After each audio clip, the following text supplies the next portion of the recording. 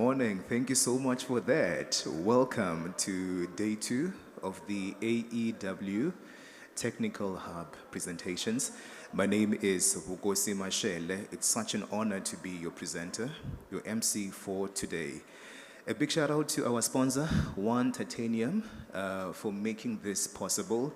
And thank you so much for coming through and being of one accord to find solutions for energy, oil, and gas for our beautiful, beautiful continent. Ladies and gentlemen, it's an absolute honor for me to introduce our first speaker for the day, and that is Mr. George, who is the GM at Kaeso Energy Services, and he will be co-piloting with Mr. Landry. And the title of the presentation is BiSN Wel-LoK Technology. So as a physicist, I'll be definitely opening my ears out wide, and hopefully I'll learn a few things about this innovative technology. So ladies and gentlemen, let's give them a round of applause as they come to the stage.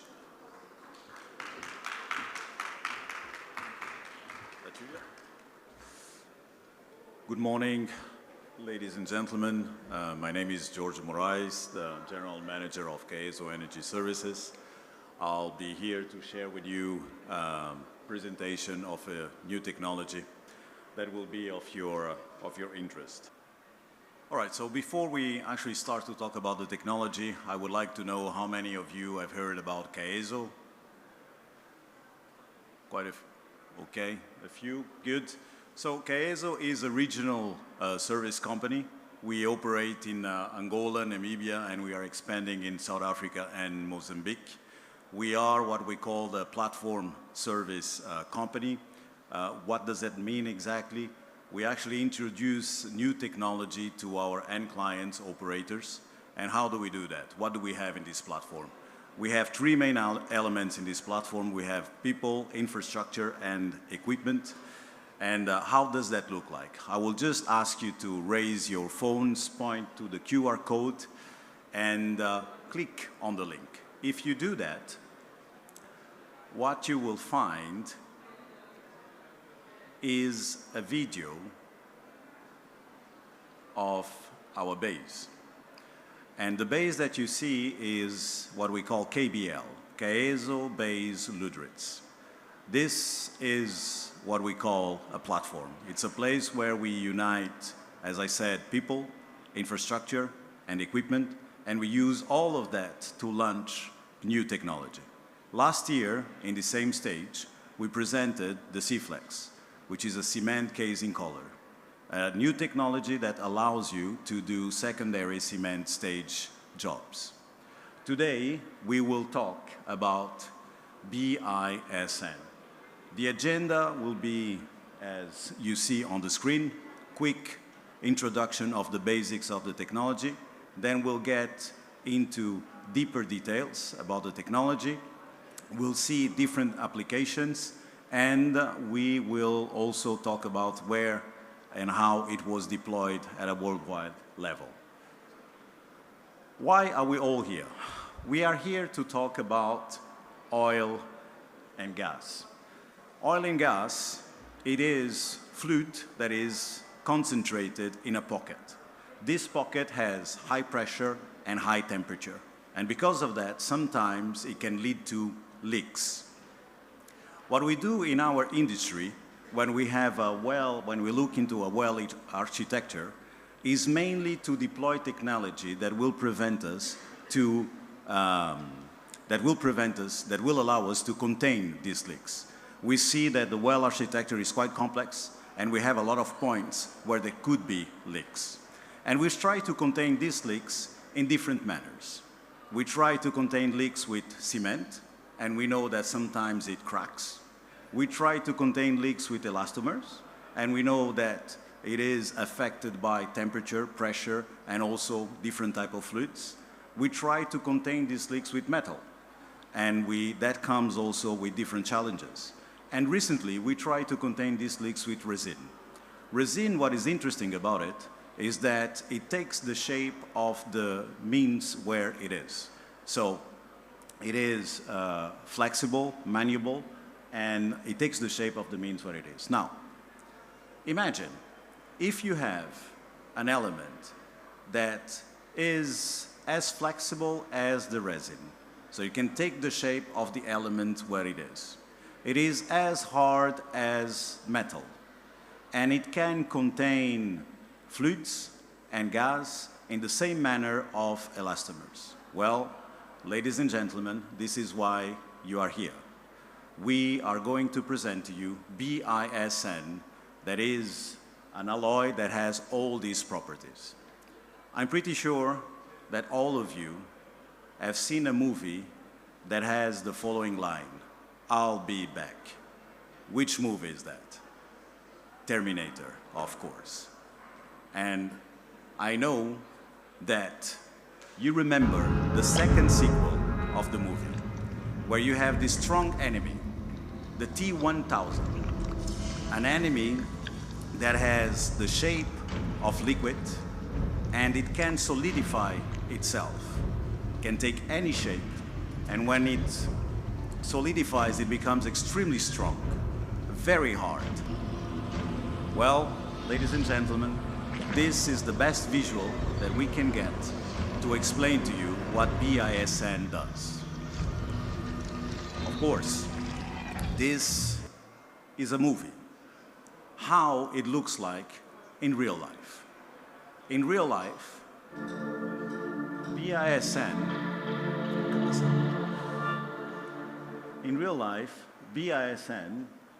is a liquid.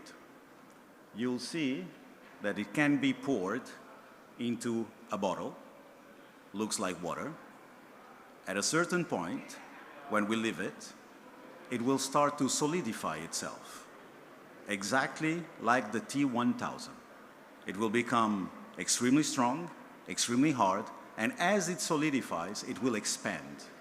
And that will allow to create that, to contain any gas and any liquid that you have in the well. So this is the real version of the T-1000.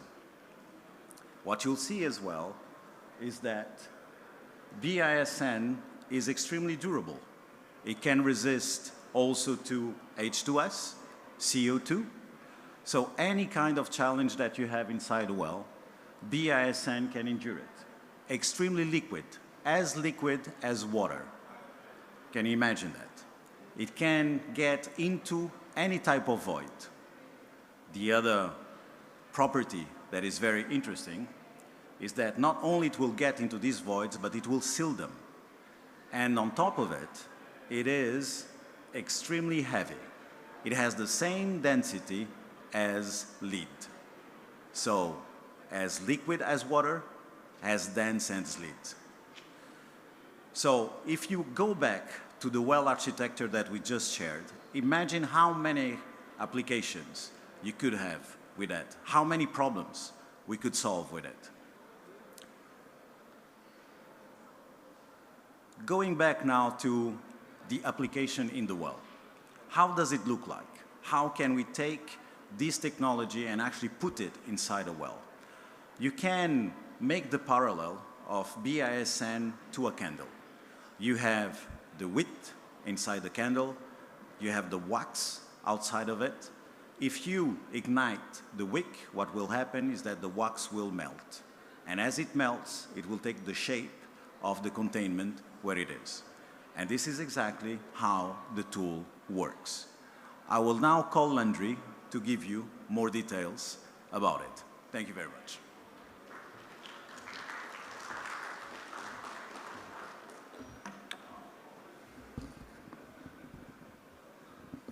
Yes, thank you, Mr. George, for your comprehensive introduction about BiSN technology.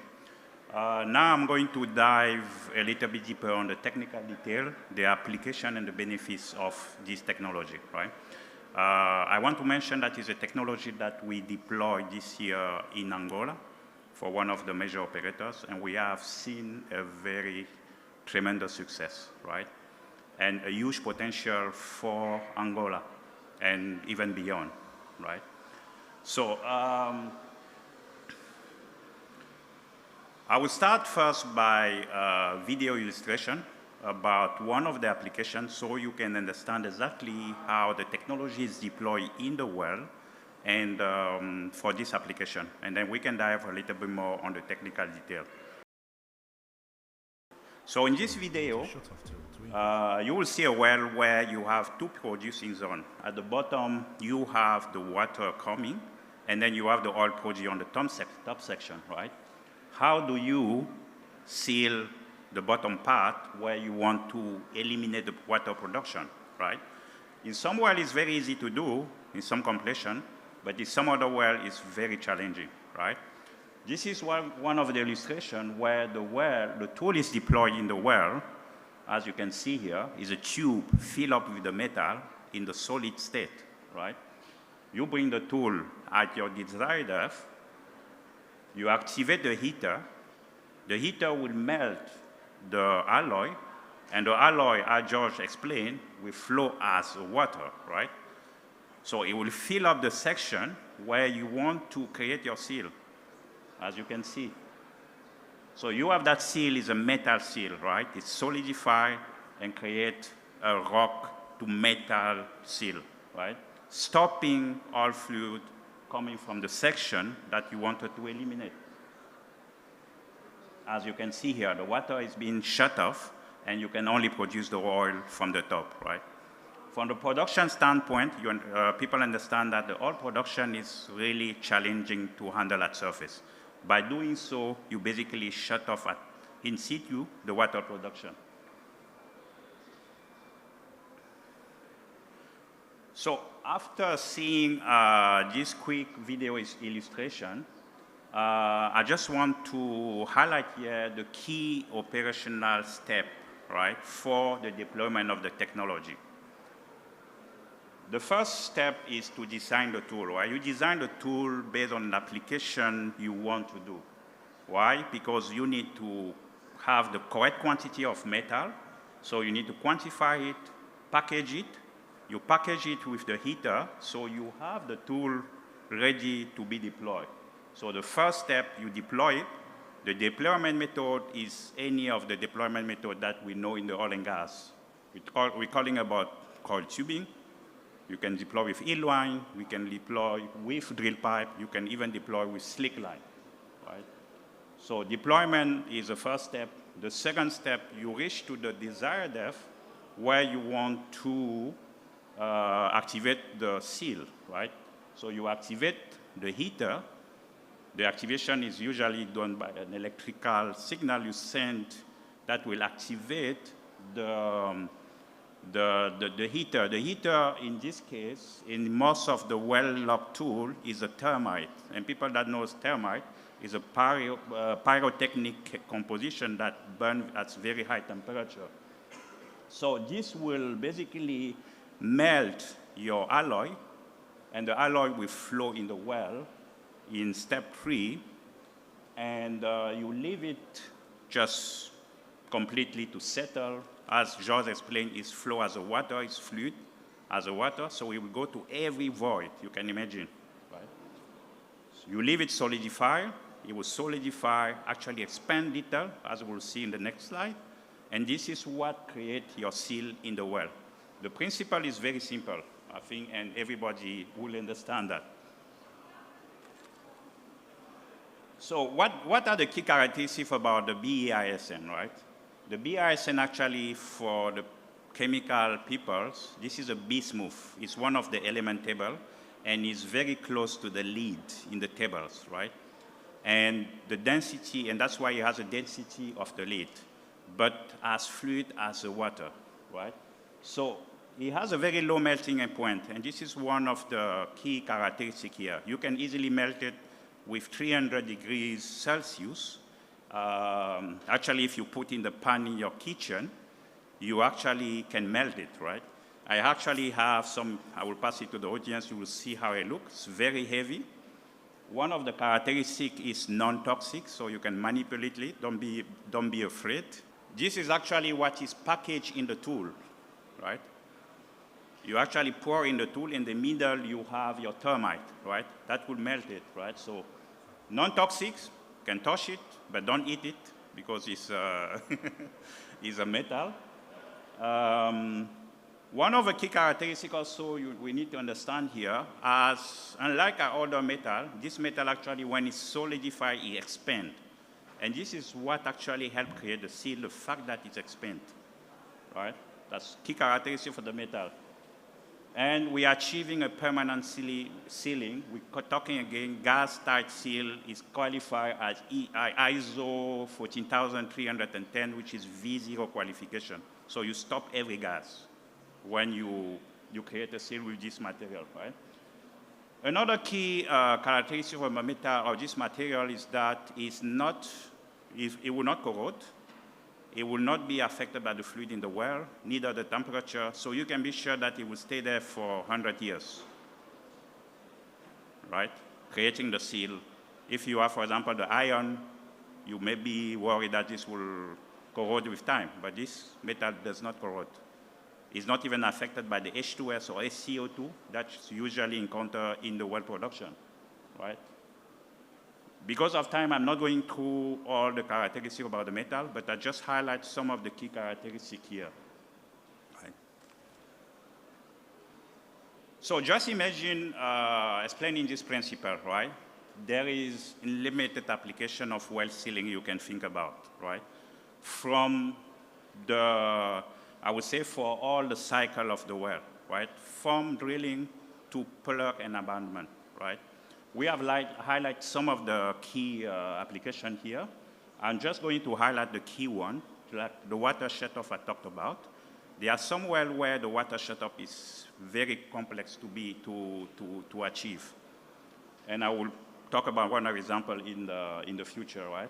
We're talking, for example, about casing leak, when you have a leak in the casing. This is one of the technology that can easily repair your casing if you have a leak. You can actually repair packers, which was impossible to do in the past unless you pull your completion. You can actually seal perforation with metal sealing. We're not talking about the conventional way of sealing with patch of any other method or cement, and many others, right? I'm not going through all the details here.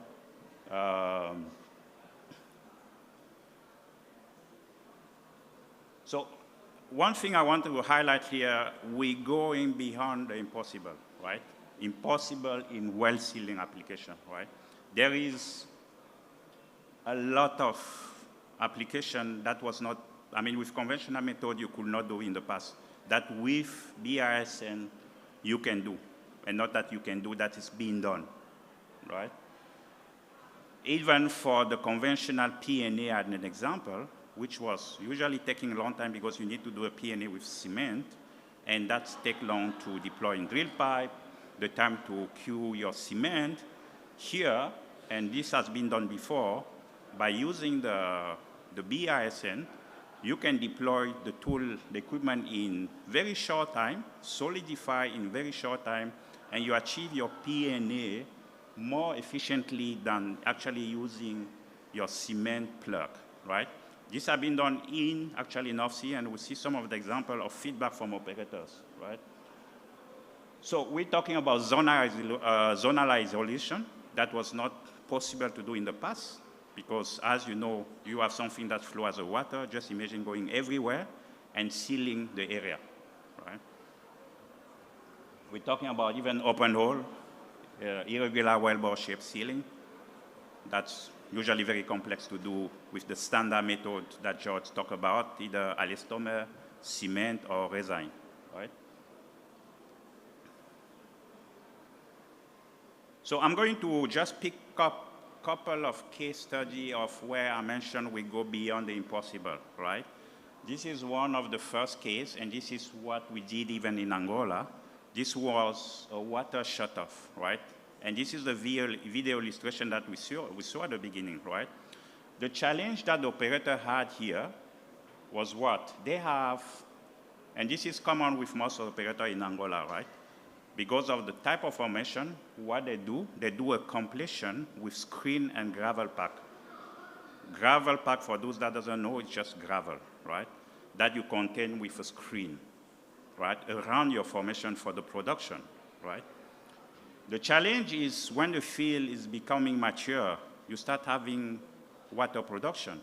How do you shut off water in this kind of situation? That's a very challenging problematic in Angola, for example, right? This is when we approached the operators, and we actually discussed about this solution. They were very interested. We did actually testing in Houston. We shipped screen, we shipped gravel cap that they have in the completion. We did a testing laboratory. They saw the result. They was happy. And we deployed it in one of the wells with tremendous success, right? And they were very happy with the result. And this is not just this is for the whole Angola.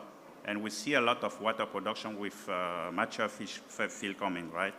And that's why we saw this is a game changer, and the reason of this presentation, not only here, but we did it in Angola Oil and Gas conference last month, with actually huge success with the other operators. So this is, at the bottom, is just a couple of characteristics about where we deploy it. I mean, it's one of the wells in Angola. So I'm talking about another, I would say, going beyond the impossible. That was not possible to do with conventional method in the past, right? People that in the well construction know the challenge of sealing between the annulus when you have two concentric casing, right? Or a tubing and the casing. How do you seal it, right? Just imagine you have access to your annulus, let's say from surface, from the Christmas tree or whatever. You can literally take the beads that you see there in enough quantity that you pour around and leave it drop by gravity. It will fall to the bottom. You come with the heater inside your casing, you activate the heater, and as I mentioned, it's melted with very low temperature. And you can actually melt the beads, which is outside the other casing, to actually create a seal in between the two casings, right? And this is not just theory, right? This has been done. You can see here the two concentric casing, and in the middle is the metal seal that was created by this alloy and by this technology. This is a real example after they pull and cut it to show how it is, right? Another unconventional, or I say going beyond the application is, and people know the problematic of sealing perforation, right? There have been methods in the past, patches, cement, squeeze, or whatever.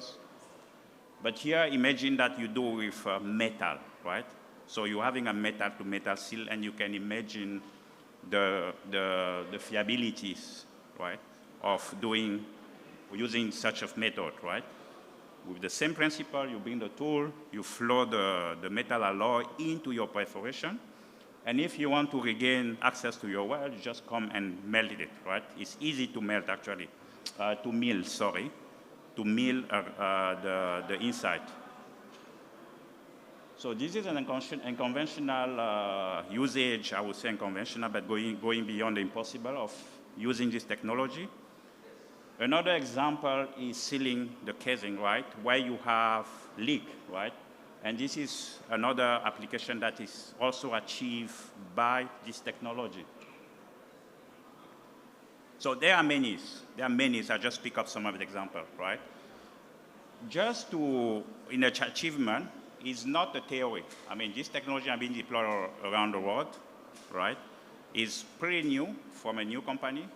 I would say innovative and revolutionary, I would say, right? There's 500 completed with tremendous success, right? And also it reached some of the extreme limit you can have in well construction, right?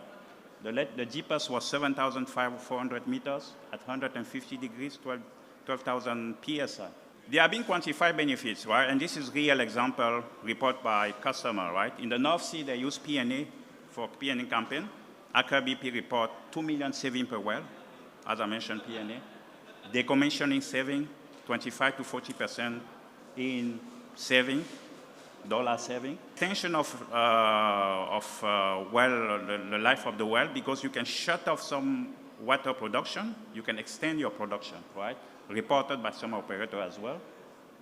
We're talking about environment insurance because, as I mentioned, you're creating a gas seal here, right? You're stopping a methane, any gas leakage, right? Performing your P&A, you have this assurance, right? So, because of time, I'm not going to spend too much on this, but in conclusion, and as I mentioned, this is a very revolutionary technology, right? If you are interested to have more detail, you have my contact at the end of the presentation, and we can go through more in details. Thank you so much, Mr. Landry. Do we have any questions for him? A round of applause, ladies and gentlemen. All right, do we have any questions for Mr. Landry? Thank you for your presentations. And I have a few questions. The first one is, as we know, when we run a product, especially liquid, sometimes we leave some liquid behind. And during the heating process, it may expand. My question is, what about if I need to go with my running tool inside? There is no problem with my ID restriction just to go inside, or if I need to do something, do it to this heating process and the expansion of the product? Okay, let me take that one. The fact is, when the meter is I mean, when as I mentioned, the tool is packaged such a way in the middle you have the heater. It's a thermite, right? That actually burn at high temperature. And around you have the alloy. That basically flow at the bottom. And while it's still liquid, you actually pull out the tool, you pull out your heater before it's solidified.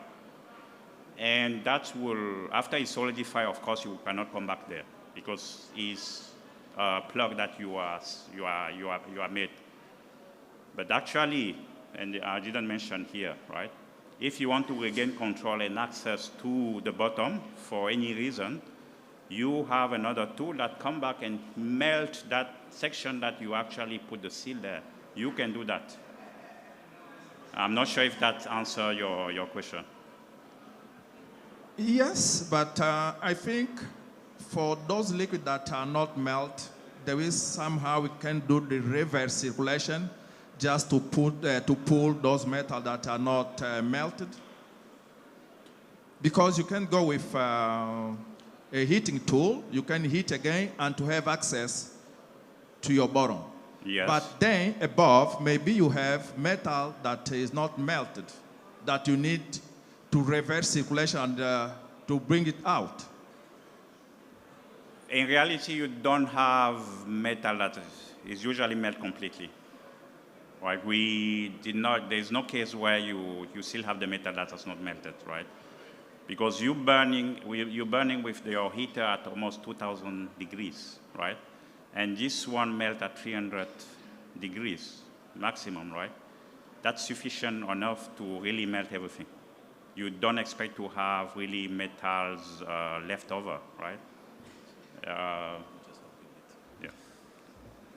Yes, Pedro, thank you for the question. Just trying to add something here. The point of this technology is actually to seal the well.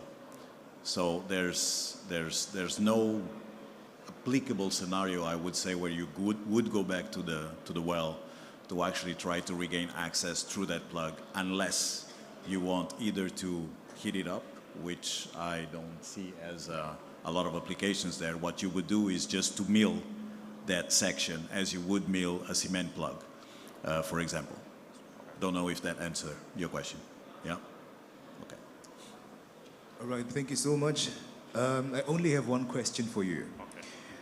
Given that bismuth is relatively rare, how is Kaeso addressing scalability and sustainability of bismuth-based devices for commercial energy solutions? Not sure I understand your question. Can you repeat it, please? Can I repeat it? Okay. So given the scarcity of this alloy, right, how is Kaeso Energy Solutions addressing the scalability and sustainability of bismuth-based devices for commercial energy solutions? Well, right now there's no scarcity of this metal, actually. It's quite available. There is no threshold, I would say, to the demand so far. And it's not something that we see coming in the future. Thank you so much. Thank you. All right, thank you so much, Mr. George and Mr. Landry. Thank you. A round of applause for them.